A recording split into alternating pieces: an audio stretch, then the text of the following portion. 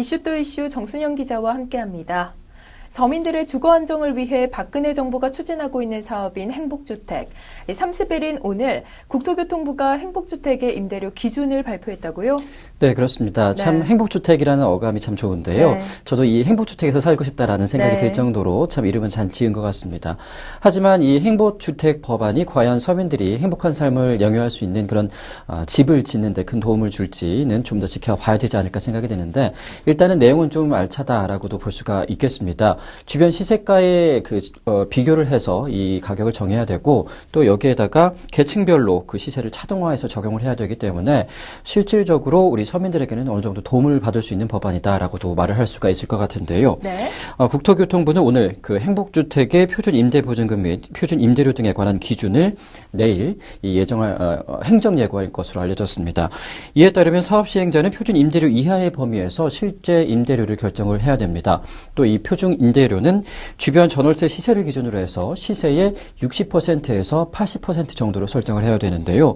또 입주 계층별로 차등화해야 되기 때문에 이 입주자 입장에서는 그 입주자의 발언권이 좀 더 커지게 할 수 있는 그런 법안이다라고도 할 수가 있겠네요. 네, 이 차등화되어서 지급이 된다고 하니까 그 기준이 궁금한데요.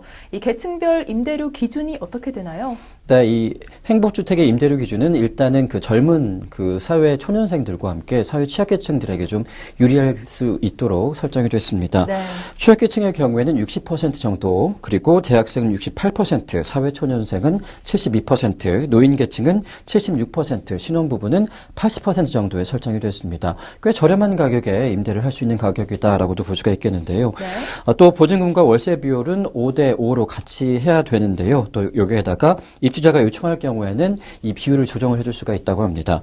예를 들어서 주변 전세가 시세가 8천만 원일 경우에 행복주택의 경우 이 전월세 전환율을 6%라고 따져봤을 때 보증금 4천에 월 20만 원 정도를 내면 된다라고도 보면 되니까요. 이 정도면 꽤 저렴한 가격이다라고 평가를 할 수가 있겠습니다.